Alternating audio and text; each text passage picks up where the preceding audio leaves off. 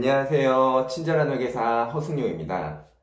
오늘은 사업을 시작하기로 마음을 먹었다면 가장 먼저 해야 하는 것이 있는데요. 바로 사업자 등록입니다. 오늘은 신규 사업자분들께 도움이 될 만한 사업자 등록에 관한 이야기를 전해드리려고 합니다. 사업자 등록과 관련해서 꼭 알아야 할 내용들로 쉽게 전달드리도록 하겠습니다. 내용이 궁금하시다면 영상 끝까지 시청해 주시고요. 구독, 좋아요 꼭 눌러주시면 감사하겠습니다. 사업을 시작하려면 당연히 사업자 등록을 해야 하는데요. 그럼 언제까지 사업자 등록을 해야 되는 걸까요?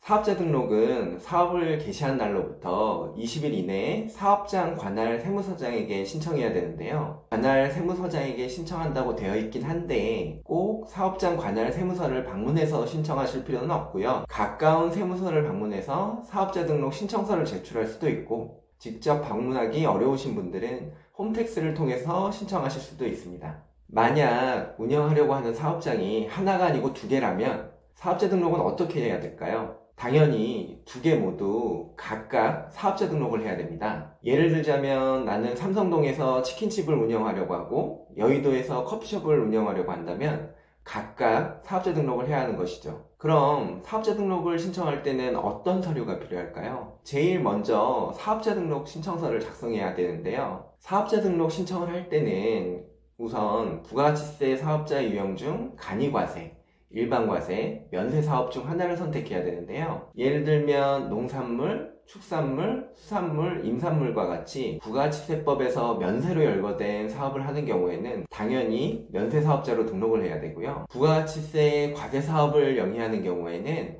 간이과세자 또는 일반과세자 중 어떤 사업자로 등록해야 될지 선택을 해야 됩니다. 일반적으로 수출사업자와 같이 영세율이 적용돼서 매입 부가가치세를 환급을 받거나 사업 초기에 매입 금액이 커서 매입세 환급을 받아야 하는 경우에는 일반 사업자로 등록하는 것이 유리한데요. 지금 말씀드린 경우들을 제외한다면 간이과세자가 일반 과세자에 비해서 부가가치세를 적게 납부하게 되기 때문에 간이과세자가 유리한 게 일반적입니다.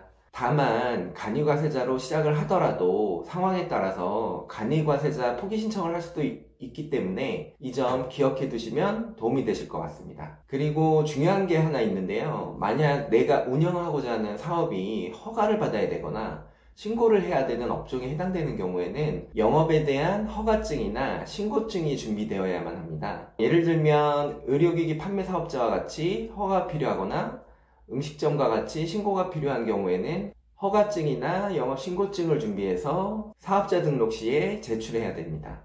그런데 내가 하고자 하는 업종이 인가나 허가가 필요한 업종에 해당되는지는 어떻게 알 수 있을까요?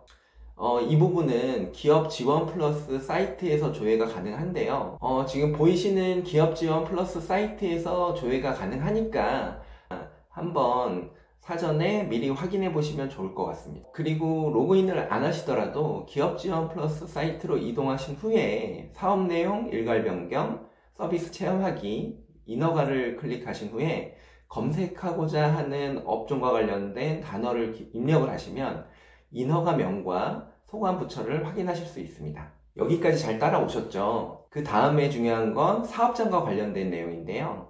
만약에 사업장이 본인 소유의 건물이 아니고 임차한 건물인 경우에는 임대차 사본도 미리 준비되어 사업자 등록 신청 시 제출해야만 합니다.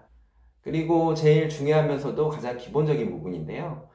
본인이 직접 세무서를 방문해서 신청하는 경우에는 앞서 말씀드린 서류하고 본인의 신분증이 있으면 되는데요. 만일 다른 사람을 대신해서 방문 신청하는 경우에는 본인의 신분증과 더불어서 위임하시는 분의 신분증 사본도 필요하기 때문에 같이 챙겨주시면 될 것 같습니다. 좀 예외적인 상황이긴 한데 요즘에는 사업을 혼자 하는 게 아니고 동업을 하는 경우가 많은데요. 그렇다면 다른 사람하고 동업을 하게 되는 경우에는 사업자 등록 신청을 할 때 어떤 서류가 필요할까요? 이때는 동업이라는 거를 확인할 수 있는 동업계약서가 필요한데요. 동업계약과 관련된 지분율과 손익분배 비율, 그리고 동업자를 확인할 수 있는 동업계약서가 첨부 서류로 제출되어야만 합니다. 까지 말씀드린 사항을 정리해보면 보시는 표와 같은데요. 한번 전체적으로 살펴봐 주시면 좋을 것 같습니다. 지금까지 사업자 등록과 관련된 신청 서류에 대해서 한번 살펴봤고요. 이제는 사업자 등록과 관련해서 많은 분들이 정말 자주 물어보시는 질문이 있습니다. 사업자 등록을 하지 않고 사업을 하게 됐을 때 어떤 불이익이 있는지인데요. 일단 사업자 등록을 하지 않았을 경우 사업장 미등록에 대한 가산세가 부과가 되는데요. 사업장 미등록에 대한 가산세는 사업장 등록을 하지 않은 기간 동안 발생한 부가가치세를 제외한 매출액의 1%만큼 미등록 가산세가 부과가 됩니다. 지금 말씀드린 미등록 가산세뿐만 아니라 미등록 기간 동안 발생한 매출액에 대한 부가가치세에 대해서 신고를 하지 않았기 때문에 무신고 가산세, 그리고 부가가치세를 납부하지 않았기 때문에 미납부가산세가 추가로 납부되기 때문에 정말 큰 불이익이 있다고 할 수 있습니다. 그리고 또 하나가 있는데요. 사업자 등록을 하지 않고 사업을 하는 경우에는 관련 매입액에 대한 매입세액공제를 받을 수가 없는데요.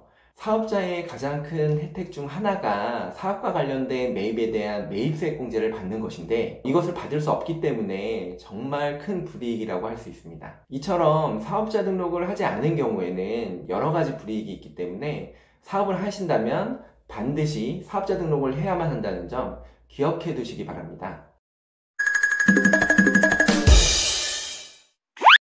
이번 시간에는 사업자 등록에 대해서 알아봤는데요. 나중에 기회가 된다면 다른 영상에서 홈택스를 통해 직접 사업자 등록을 하는 영상을 보여드릴 수 있도록 하겠습니다. 영상이 도움이 되셨다면 구독, 좋아요 꼭 눌러주시면 감사하겠습니다. 이상 친절한 허승용 회계사였습니다. 감사합니다.